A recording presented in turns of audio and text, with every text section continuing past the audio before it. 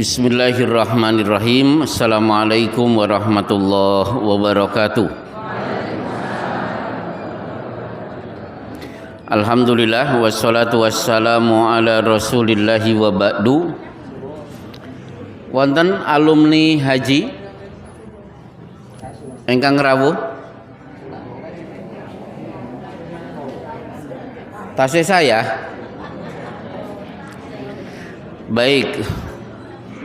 Kepada alumni haji tahun ini terutama dari warga Muhammadiyah kita ucapkan hajjan mabrura wa sa'yan mashkura wa tijaratan lan tabura. Haji Bapak-bapak ini ibadah dalam rukun Islam, pesertanya paling sedikit. Tidak semua orang yang sholat 5 waktu, yang tiap tahun bayar zakat, yang Ramadan selalu saum, belum tentu berangkat haji. Coba tunjuk jari yang belum berangkat haji. Loh kan, kata atau bau? Jadi berarti ibadah haji itu ibadah dalam rukun Islam, pesertanya paling sedikit. Baik, ibadah haji Bapak-bapak ini ibadah istimewa. Kenapa istimewa?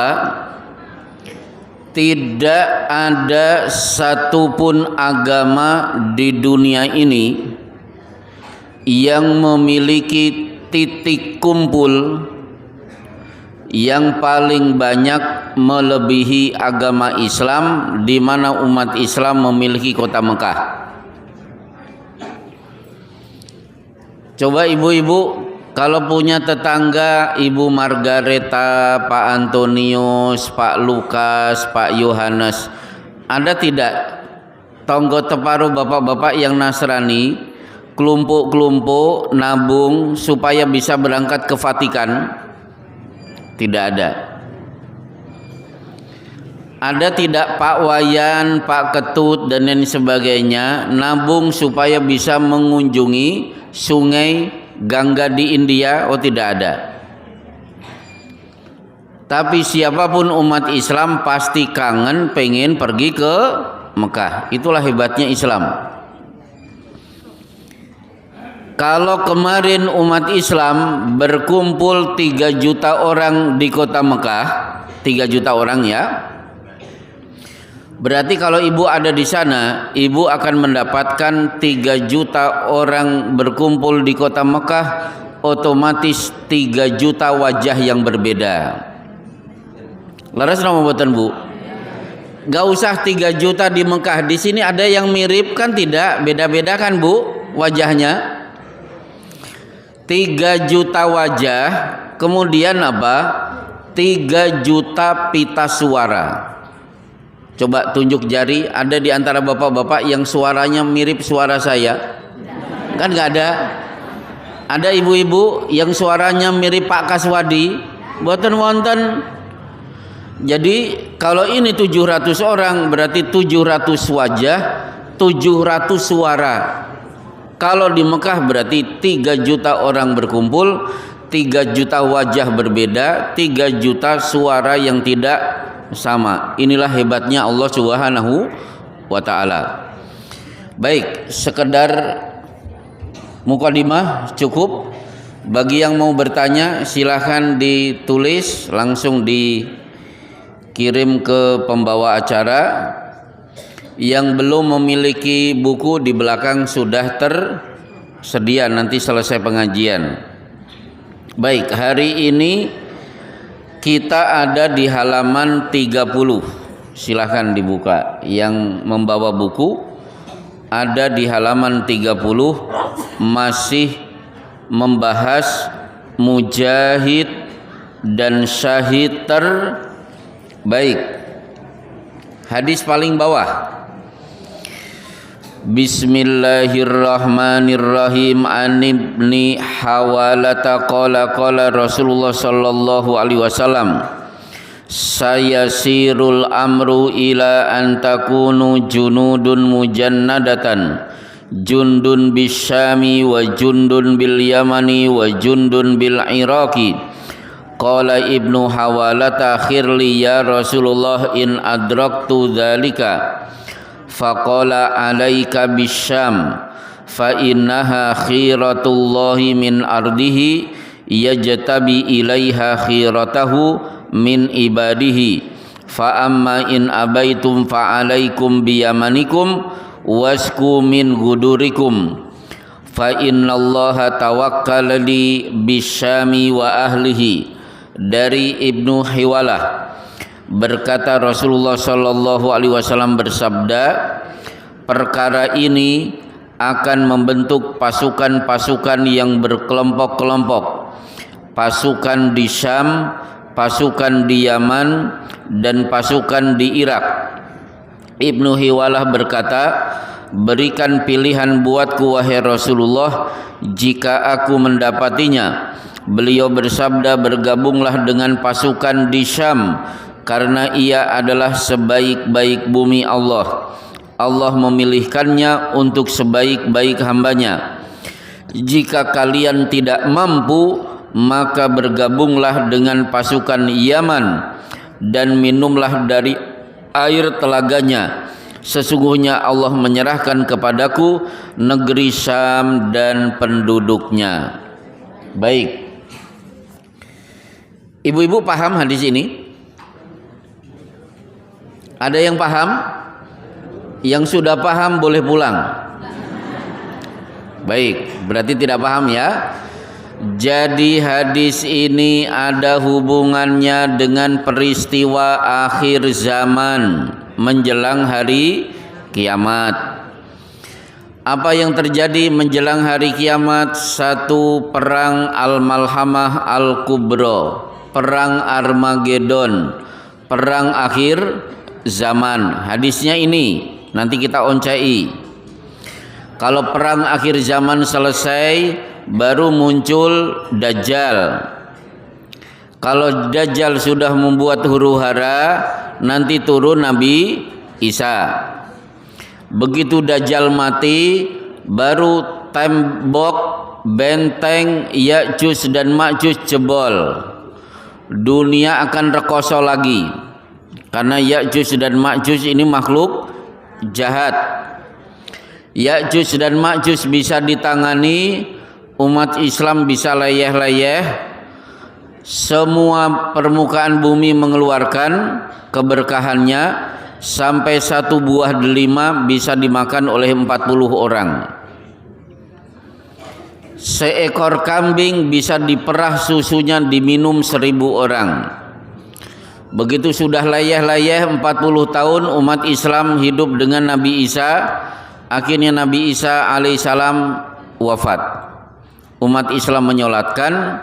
Begitu selesai, angin dari Yaman berhembus, seluruh orang beriman meninggal dunia, yang tersisa hanya orang kafir, hingga keluarlah binatang-binatang dari dalam tanah mengumumkan, hati-hati, ayo beriman, ayo bertobat, besok matahari terbit dari sebelah barat. Intinya begitu. Baik, sekarang kita oncai hadis ini. Hadis ini berbicara tentang Al-Malhamah Al-Kubra. Bahasa baratnya perang Armageddon. Terjemahan masarannya adalah perang akhir zaman. Perang ini terjadi, ibu-ibu, nanti ketika umat Islam sudah memiliki pemimpin bernama Imam Mahdi.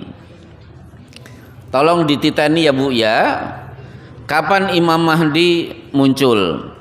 Rasulullah bersabda, "Yagju jaisun al-Ka'bata fa idza kanu bi baida'a minal ardi yuhsafu bi awwalihim wa akhirihim." Kalau ada berita pasukan besar akan menyerang Ka'bah, menjelang kota Mekah, tiba-tiba seluruh pasukan ditelan oleh bumi. Kalau ibu mendengar berita ini ada pasukan ditelan, si bahasa Jawanya ditelan itu apa bu? Oh diuntal, ya. Oh diuntal. Diuntal oleh padang pasir, berarti ibu-ibu detik itu Imam Mahdi sedang ditarik menghadap Ka'bah di depan Hajar Aswad, dibaiat oleh kaum muslimin. Akhirnya umat Islam memiliki pemimpin yang menyatukan seluruh umat Islam di dunia. Setelah itu Imam Mahdi berangkat ke negeri Syam, tepatnya di Damaskus, dan menjadikan Damaskus ibu kota umat Islam di akhir zaman. Nanti dunia akan dikuasai kaum muslimin lagi. Keadilan akan ditegakkan. Yang berkuasa hanya umat Islam. Nah, tapi sebelumnya harus ada perang. Nah, di sini perangnya ada pasukan di negeri Syam, pasukan di negeri Yaman, dan pasukan di Irak. Kita uncai Syam dulu. Syam itu mana? Syam itu Lebanon, Suriah, Yordania, Palestina. Sebelum ada perang dunia 1 dan 2 tidak ada ceritanya yang namanya Yordania, Palestina, Lebanon dan Suriah. Yang ada hanya sebutan negeri Syam. Baik. Sekarang apa istimewanya negeri Syam? 1. Mayoritas nabi lahir di negeri Syam. Ibu-ibu masih ingat jumlah nabi berapa?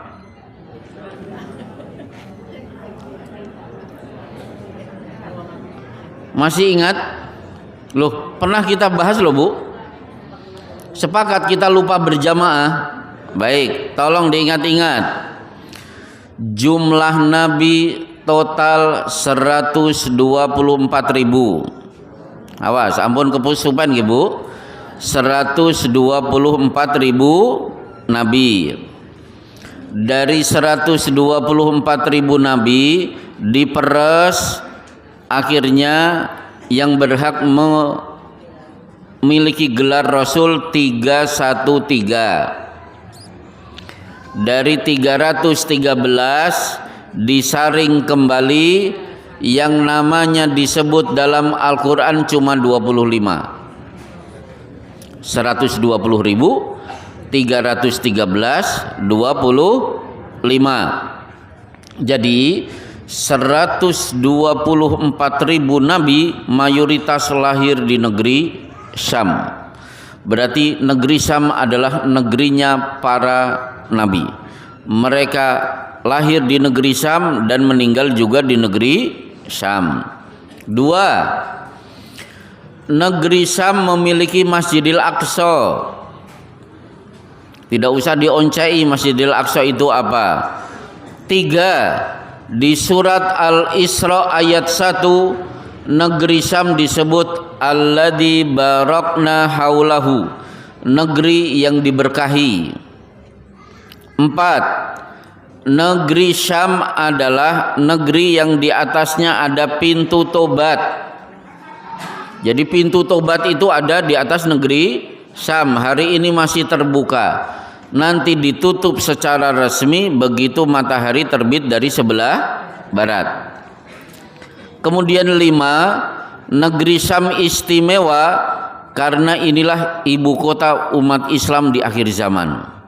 Di situ Imam Mahdi, di situ turun Dajjal, di situ juga turun Nabi Isa alaihi salam. Baik. Ini negeri Syam. Kemudian Yaman. Kan ada bu, pemimpin negara mana begitu pernah ngomong kalau bosen tinggal di Indonesia pulang aja ke Yaman, kan begitu. Nggak tahu presiden mana, pokoknya jauh dari sini orangnya. Baik. pulang sana ke Yaman. Itu kalimat kurang ajar. Karena Yaman disebut-sebut oleh Rasulullah sallallahu alaihi wasallam. Apa keistimewaan Yaman? Jaa ahlul Yaman fa innahum awwalu man qadima bil musafahati. Mari kita sambut tamu-tamu dari negeri Yaman, karena penduduk Yaman adalah orang yang pertama kali mempopulerkan berjabat tangan saat bertemu. Jadi ibu kalau salam-salaman itu sebenarnya budaya orang Yaman. Dua, ahlul Yaman hum araqu kuluban. Penduduk Yaman adalah orang yang hatinya paling lembut. Al imanu yamanin wal hikmatu yamaniyatun.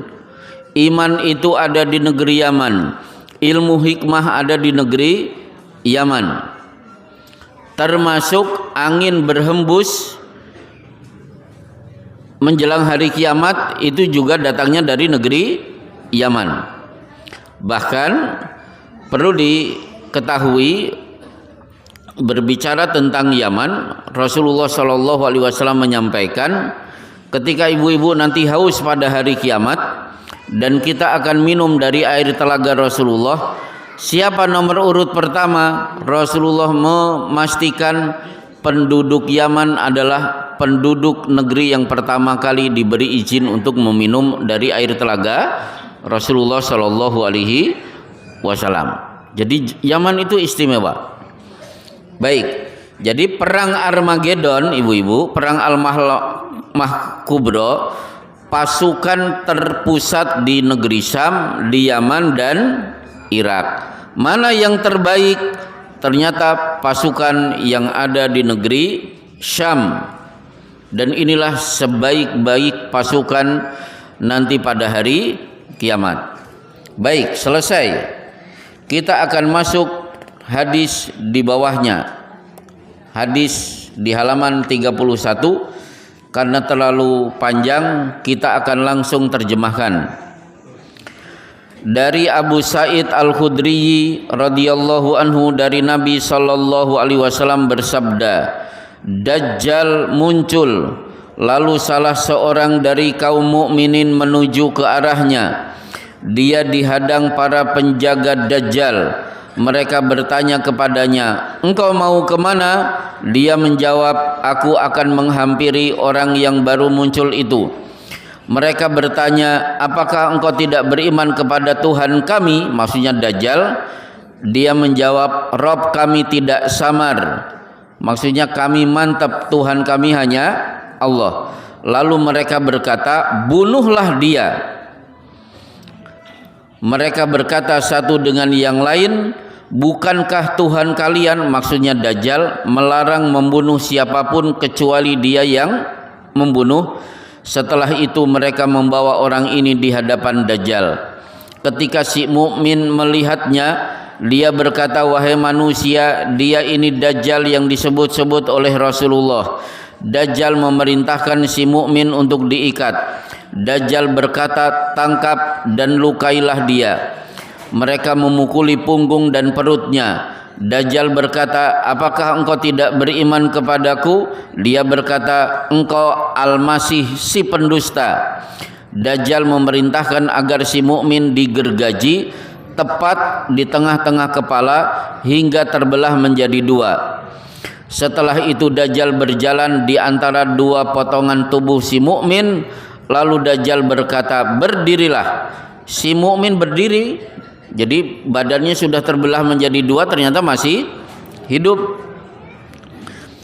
Dajjal berkata kepadanya, apakah engkau beriman kepadaku? Si mukmin berkata, aku semakin mengetahui tentang dirimu.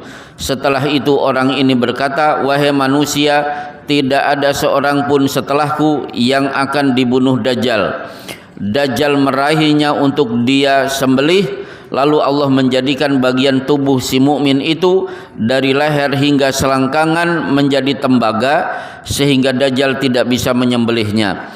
Lalu Dajjal memegang tangan dan kaki si mukmin lalu melemparnya. Orang-orang mengira Dajjal melemparnya ke neraka, padahal dia melemparkannya ke dalam al-jannah. Rasulullah Shallallahu Alaihi Wasallam pun bersabda, dia adalah manusia paling agung kesyahidannya di sisi Rabb semesta alam. Baik, sekarang kita bahas Dajjal.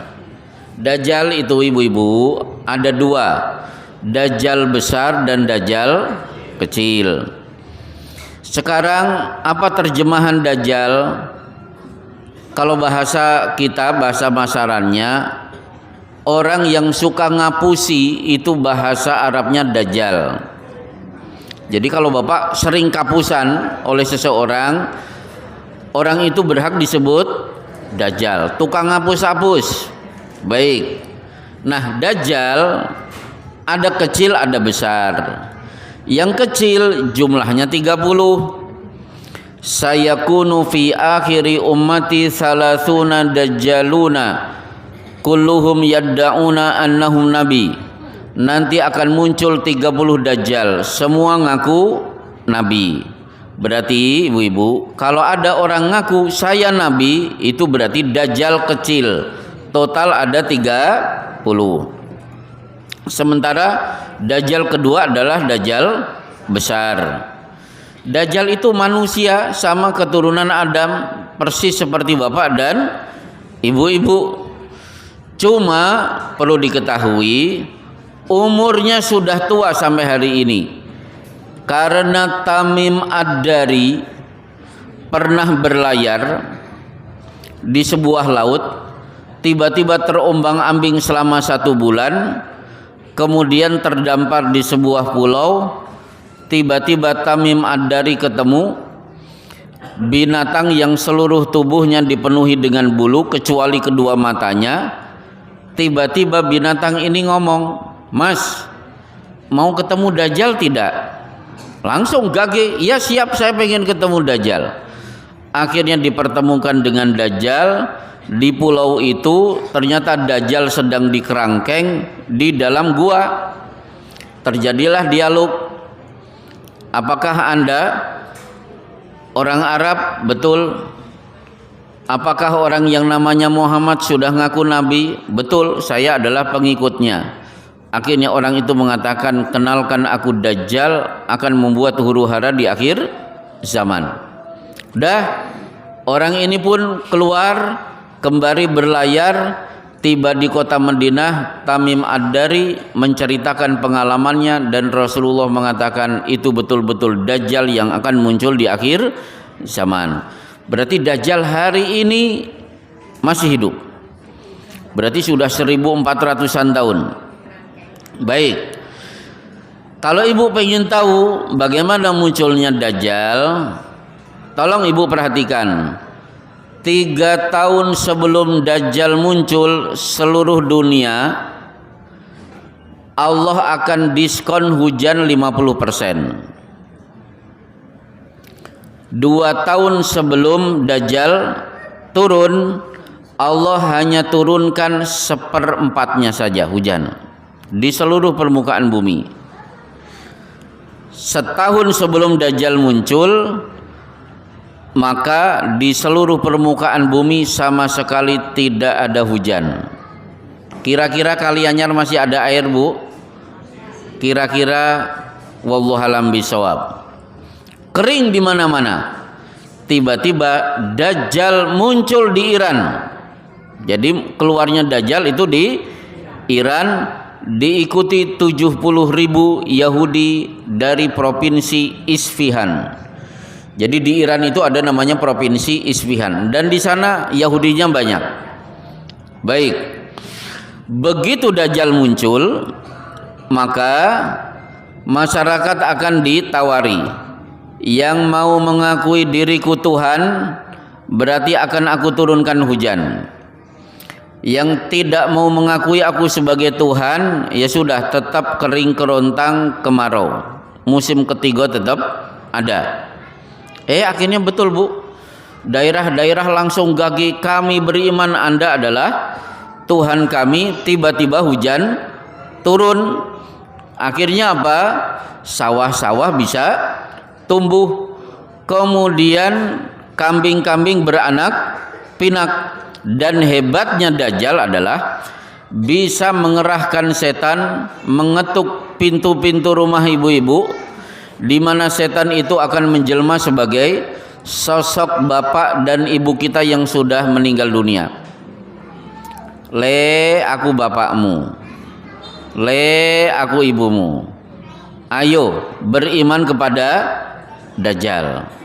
Maka saat itulah Rasulullah meminta kepada kita, jangan keluar, rumah dikunci, banyak-banyak membaca surat Al-Kahfi. Berarti mungkin pengajian di Balai Muhammadiyah Prai Rumien, Bu, sampai situasi normal. Baik. Sampai akhirnya turunlah Nabi Isa di Damaskus, di bawah menara putih di Masjid Bani Umayyah, menjelang iqamat subuh. Setelah sholat subuh akhirnya Nabi Isa pun berangkat dengan kaum muslimin untuk membunuh Dajjal, dan akhirnya terbunuhlah Dajjal itu di gerbang pintu Lud yang ada di Palestina. Nah, sebelum Nabi Isa membunuh Dajjal, ada satu orang yang berani menghadapi Dajjal sendirian. Satu orang ini yang ada di hadis tadi, sampai badannya digergaji menjadi dua, ternyata masih hidup, disuruh berdiri masih bisa berdiri. Ketika akan disembelih, ternyata badannya kuat seperti tembaga yang tidak mungkin disembelih. Akhirnya orang ini mati, dan inilah orang yang terbaik kesyahidannya di sisi Allah Subhanahu wa taala. Baik, insya Allah cukup ibu-ibu. Inilah kajian kita pada pagi hari ini. Kita akan lanjutkan dengan tanya jawab. Monggo yang punya kertas yang sudah ditulis, yang punya masalah dari rumah bisa diselesaikan di Balai Muhammadiyah. Kepada panitia, pertanyaan yang sudah masuk bisa dibaca. Ya. Ya. Yang pertama, apakah sholat jenazah harus wudu terlebih dahulu? Baik, pertama, apakah sholat jenazah harus wudu terlebih dahulu? Menurut ibu-ibu wudu apa buatan, Bu? Ya, baik. Jadi yang bertanya itu butuh dalil. Betul berwudu, tapi kan butuh dalil. Baik. Jawabannya ada dua. Definisi sholat adalah ibadatun tatadammanu aqwalan wa af'alan muftatahatan bit takbir muhtatamatan bit taslim. Sholat adalah ibadah, di dalamnya ada gerakan dan bacaan, diawali takbir, diakhiri salam. Sholat jenazah ada gerakan dan bacaan atau tidak? Oh, ada. Diawali apa? Allahu Akbar. Diakhiri apa? Assalamualaikum. Berarti sholat jenazah adalah sholat. B. La yaqbalullahu sholata ahadikum idza ahdatha hatta yatawaddoa. Tidak sah sholat orang yang berhadas kecuali wudu terlebih dahulu. Nah, itu dalil. Memang ibu bisa jawab, tapi kan tidak ada dalil. Biar mantap memang harus dibacakan dalilnya. Baik. Pertanyaan kedua. Yang kedua, berjabat tangan dengan nenek-nenek bolehkah? Berjabatan tangan dengan nenek. Lah ini kan nenek-nenek semuanya nih. Udah sepuh. Baik. Jawabannya, inni la usafihun nisa. Aku belum pernah sekalipun berjabat tangan dengan wanita. Nenek-nenek itu wanita tidak? Nah, berarti Rasulullah juga tidak pernah berjabat tangan dengan nenek. Selesai. Pertanyaan kedua. Berikutnya, apakah hukum memanfaatkan sesajen? Baik. Sesajen hukumnya boleh kecuali adzabhu li ghairillah. Sesajen yang berupa sembelihan. Karena 360 patung di Masjidil Haram dihancurkan, sementara di depan patung banyak sesajen, gandum, kurma, duit, perhiasan diambil oleh Rasulullah dimanfaatkan. Yang tidak diambil adalah berupa sembelihan. Maka kalau bapak-bapak jalan-jalan di depan patung ternyata ada sesajen, apa itu? Kongguan biskuit, nah itu boleh diambil. Yang tidak boleh ingkung. Nah, ingkung tidak boleh karena itu kan sembelihan. Ternyata di depan patung ada HP Samsung, diambil tidak? Ambil. Loh, orang Arab sesajennya apa tadi? Uang dan emas-emasan loh, Bu. Jadi kalau ternyata di depan patung ada HP, ada TV, ada radio, ada pit motor, terus saja ngalamun. Baik, boleh diambil tidak? Boleh. Di Bekasi itu ada perusahaan, bosnya setiap bulan selalu memberikan sesajen buah-buahan di depan patung yang ada di perusahaan itu. Buah-buahannya top markotop. Hebat-hebat. Besoknya ibu-ibu, kan karyawan ngiler, ini kan buah-buahan mahal-mahal semuanya. Nanya kepada bos, ini buah daripada dibuang, boleh tidak kita ambil? Oh boleh. Nah ada karyawan bertanya, kenapa boleh? Karena hakikatnya buah ini sudah dimakan dewa kami. Anda sisanya, jadi boleh.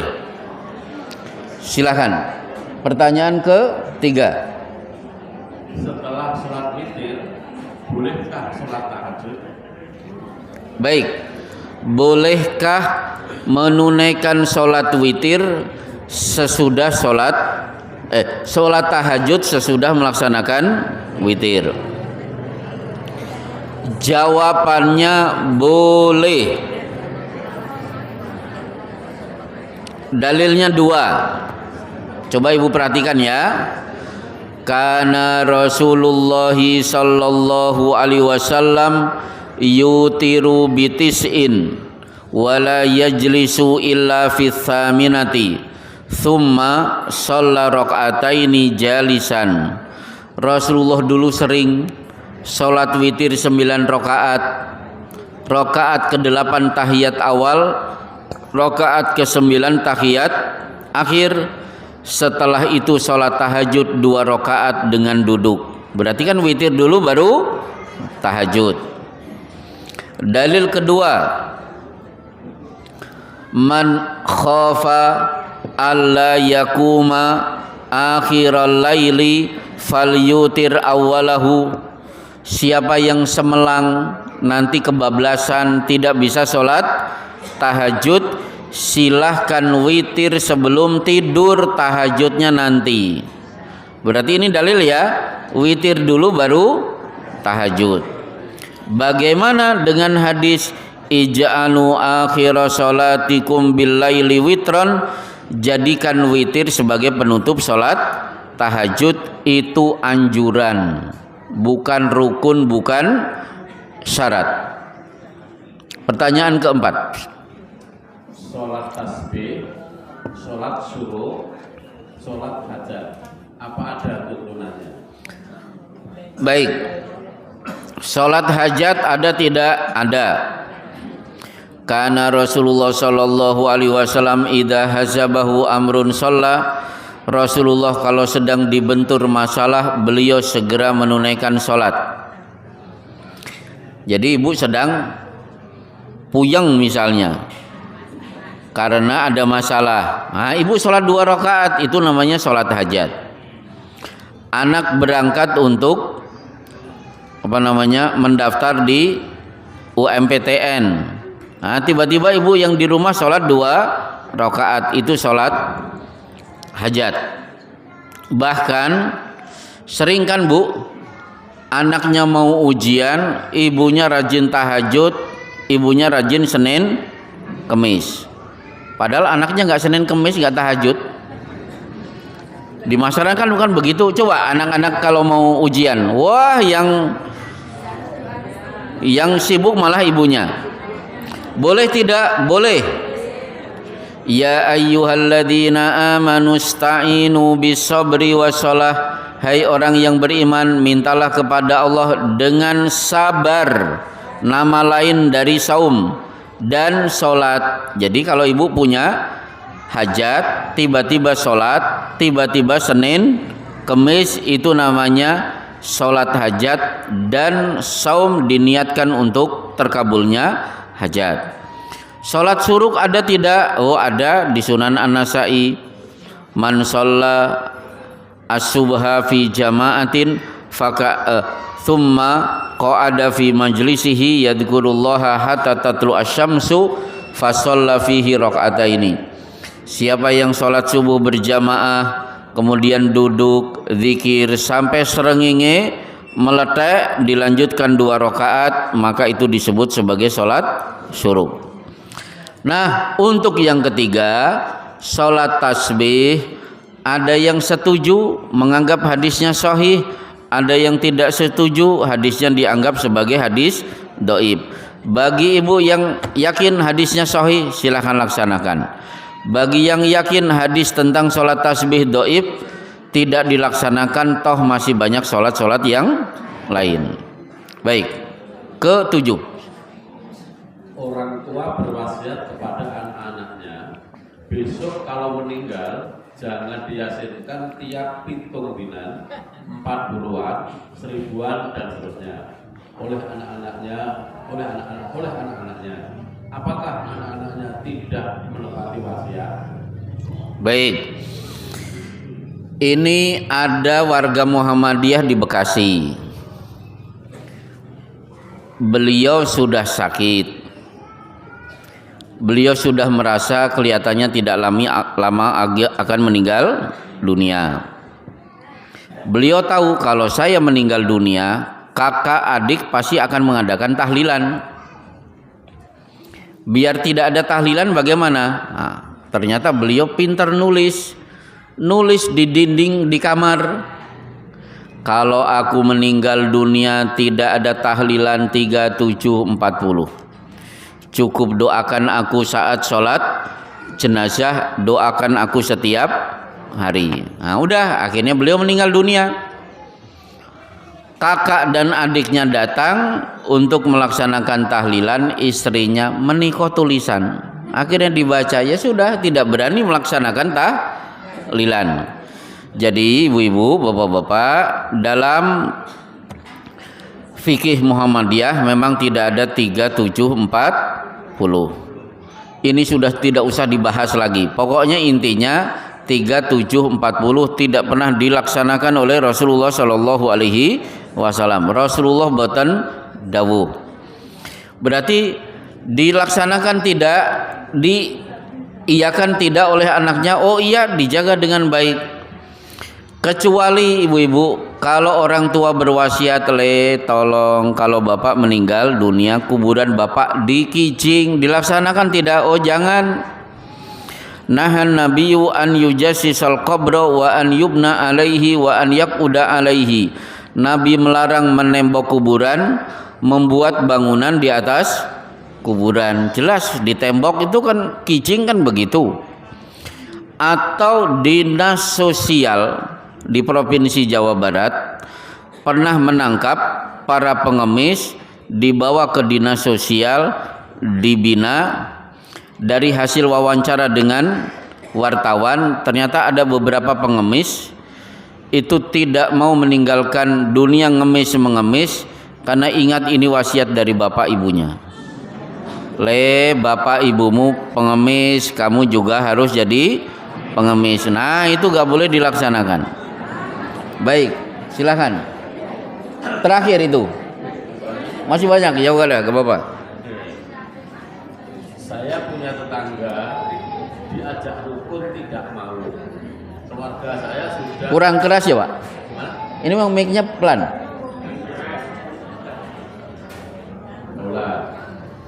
Saya punya tetangga diajak rukun tidak mau. keluarga saya sudah berusaha untuk menyapa, menyalami, tetapi tetap tidak mau menyapa, tidak mau menyapa balik. Apakah saya dan keluarga saya berdosa atau termasuk memutus silaturahmi? Jawabannya innama anta mudzakir lasta alaihim bimusaitir. Tugasmu mengingatkan, bukan menentukan, apalagi memaksa untuk mengikuti keinginan engkau wahai Muhammad. Yang penting bapak-bapak, Allah berfirman, wa quli malu fasayarallahu amalakum. Beramalah, Allah melihat kesungguhan amal, tidak melihat hasil. Itu kan tidak berhasil kan Pak? Sudah berusaha kan tidak berhasil. Yang dilihat oleh Allah usaha bukan hasil. Ya sudah, bara'atu dhimah, aman insya Allah yang sudah berusaha untuk ngakuri tetangga tadi. Pertanyaan ke-8. Apakah puasa Yaumul Bid harus tanggal 13, 14 dan 15? Nah, ini saya lurus ya. Meninggalkan puasa 1 hari, bolehkah diganti tanggal selanjutnya? Nah, ini perlu saya luruskan, Bu. Ibu-ibu jangan terlalu kaku dengan hadis ayyamul bid. Ya.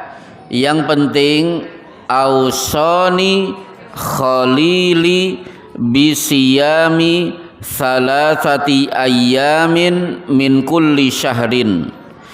Kekasihku Rasulullah berpesan jangan tinggalkan saum 3 hari dalam sebulan. Di sini menggunakan tanwin, berarti hari apapun bebas. Saya akan melaksanakan tanggal 1, 2, 3 boleh. Saya akan melaksanakan 3 hari, caranya Senin pertama, Senin kedua, Senin ketiga, monggo kerso. Yang penting 3 hari. Tapi sebaik-baik hari 13, 14, 15. Sekarang tanggal 13 ibu saum, 14 saum. Ternyata tanggal 15 ada kondangan, ya sudah batalkan. Nanti saum tanggal 16. Karena intinya kan 3 hari. Tanggal 13 kondangan. Tanggal 14 arisan. Tanggal 15 lotisan. Dah. Tanggal 17 haid. Tidak usah marah dengan datangnya haid. Udah nanti tanggal 25, 26, 27, yang penting sebulan 3 hari. Baik, silakan. Selanjutnya, bagaimana hukumnya musik dan tarian menurut Islam? Di zaman sekarang ini, di kota dan di desa, masyarakat seperti itu. Bagaimana untuk menyikapinya? Jadi musik ini pembahasannya panjang, membutuhkan waktu 1,5 jam. Mana ini? Jadi gini intinya, kalau bisa jangan musik-musikan, itu ajalah. Semakin banyak bermusik-musikan, maka semakin berkurang tenaga, semangat untuk baca Quran. Itu sudah otomatis. Alhamdulillah ibu-ibu, dulu saya belajar gitar, kok dilalahnya raiso-iso. Berarti memang Allah menginginkan saya untuk tidak bermusik musik. Sementara teman saya sudah pintar gitaran, tapi saya gak apal-apal. Akhirnya apa? Kemerungsu, sambat, udah nggak usah belajar gitar lagi. Dan alhamdulillah saya sekarang senang dengan baca Quran. Baik.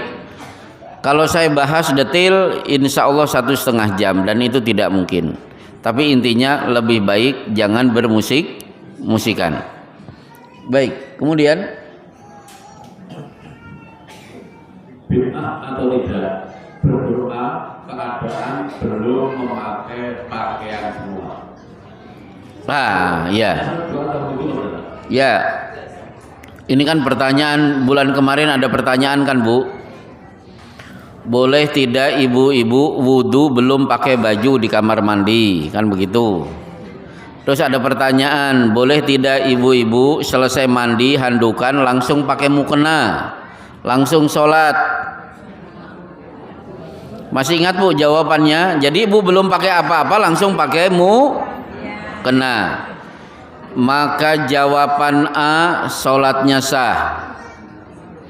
Jawaban B baru saya bertanya, berani tidak Ibu pergi ke pasar Kulon seperti itu? Belanja. Yang penting kan tertutup aurat kan Bu? Ya. Kalau menghadap orang saja tidak seperti itu, bagaimana dengan Allah Subhanahu wa taala? Baik, sekarang berkenaan dengan doa, salah satu adab doa adalah husnul hay'ah. Berpenampilan terbaik ketika memohon kepada Allah. Wudu, kalau bisa pakai kerudung, pakai mukena, mengangkat kedua tangan, itu namanya husnul hay'ah.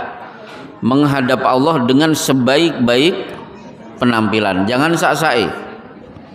Baik, selanjutnya tinggal berapa itu? Tinggal dua ya. Yang pertama, ada tetangga dulu masih muda sholat, tapi mendekati tua dan sampai meninggal tidak sholat. Bolehkah didoakan? Bolehkah disolatkan? Kemudian bolehkah sholawat dilakukan?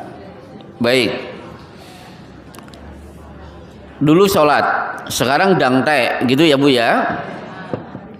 Maka jawabannya di Sahih Bukhari di Kitabul Iman. Man tarakal asra faqad habita amaluhu. Pelan-pelan saya terjemahkan. Siapa yang meninggalkan sholat asar padahal dia masih duhur, maghrib, isya, subuh, sungguh seluruh amalnya terhapus. Padahal dia masih maghriban, isyaan, subuhan dan duhuran, sekedar asar ditinggalkan. Kana ashabu Rasulillah sallallahu alaihi wasallam la yarawna minal a'mali tarkuhu kufran ghaira salah. Para sahabat sepakat, tidak ada amal ibadah yang ditinggalkan menyebabkan orang ini kafir kecuali meninggalkan sholat. Maka ibu-ibu, kalau ada orang KTP-nya Islam, ternyata sholatnya dangte, itu sebenarnya tidak ada hak bagi orang itu untuk disolatkan. Paling-paling nanti yang nyolatkan Pak Mutin tok, dah gitu aja. Gak ada. Sekarang apa? Gak ada sama sekali. Oh gak ada. Oh, Masya Allah. Biasanya kan Pak Mudin yang menyolatkan. Kalau saya tidak mau menyolatkan. Kenapa? Udah jelas sholatnya dangte. Baik. Pertanyaan yang Terakhir.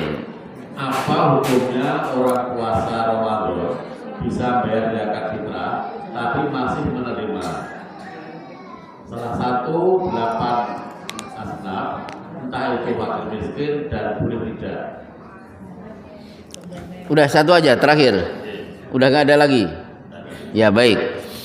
Jadi gini, ada fakir hidupnya rekoso, tapi tetap pengen bayar zakat fitrah. Wonten apa mboten Bu? Oh wonten, tetap ada. Pada rekoso, tapi tetap pengen bayar zakat fitrah. Akhirnya kan diterima oleh panitia. 2 hari kemudian panitia datang membawa beras kepada yang bersangkutan. Diterima tidak oleh si fakir? Oh jelas diterima, karena hidupnya rekoso. Sah, insya Allah bisa diterima kalau memang dia fakir. Baik, sebelum saya tutup, ada tidak pertanyaan lisan langsung? Tadi kan kertas, sekarang langsung. Nah, silakan Bu. Saking pundi kerikilan. Waalaikumsalam. Kerikilan ya Bu? Nggih. Al-Huda. Al-Huda napa Fathul? Al-Huda. Oh Banter katanya.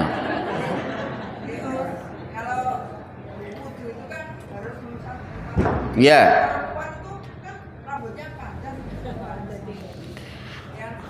Baik. Wudu ketika mengusap kepala, fabada'a bi muqaddami ra'sihi ila qafahu.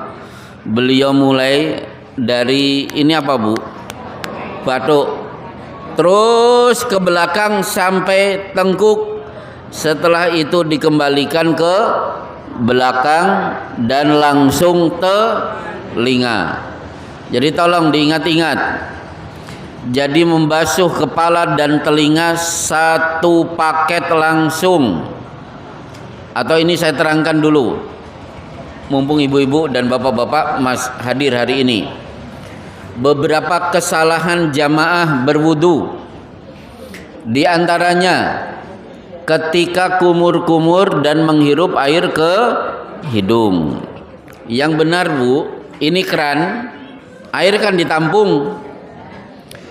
Setengah untuk kumur-kumur, setengah disedot sampai ujung hidung. Itu caranya, satu paket. Keran dibuka lagi, kumur-kumur, sedot sampai ujung hidung. Itulah yang disebut dengan istinsyak dan istinsyar. Tapi yang ada di tempat-tempat wudu, kumur-kumur kemudian begini-begini, nggak ada. Itu salah, Bu, hati-hati. Yang benar itu disedot sampai ujung sini. Dah. Kesalahan kedua, ketika membasuh tangan. Coba hadis dari Utsman bin Affan. Faghasala yadaihi al-yumna ila mirfaqaihi thalathan thumma al-yusra mithla dzalik. Beliau mencuci tangan sampai siku, yang kanan 3 kali, baru yang kiri 3 kali. Mencuci tangan sampai siku berarti yang kena air itu ini jari dulu sampai siku, jangan dibalik, siku yang kena air dulu, salah.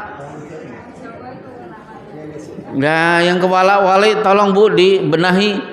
Jadi ini dulu yang kena air, terus airnya mengalir sampai siku. Pun pinten tahun, Bu, ngaten niku? Pun 50 tahun, Masya Allah. Jadi salah kalau siku dulu dibasahi. Coba hadis ini, beliau membasuh tangan kanan 3 kali, baru kiri 3 kali, berarti kanan, kiri, kiri. Lah ibu-ibu kok kanan kiri, kanan kiri? Salah ya, Bu, ya. Kanan, kiri, kiri. Nah, kemudian kepala, nggak ada warga Muhammadiyah begini, kemudian begini, nggak ada. Coba sekarang ini diusap ke tengkuk, dikembalikan langsung telinga, selesai sekali. Kenapa? Ibu jauh lebih tahu, rambutnya panjang. Yang penting begitu mengenai gerakannya rambutnya mawat terserah. Pokoknya caranya begitu. Dah. Baik, insya Allah cukup. Kita akan tutup dengan doa. Ada warga Muhammadiyah yang sedang gerah. Dari Sari, pernah menjabat sebagai ketua Takmir Masjid Maryam, Pak Ramelan nggih. Nggih, Pak Ramelan.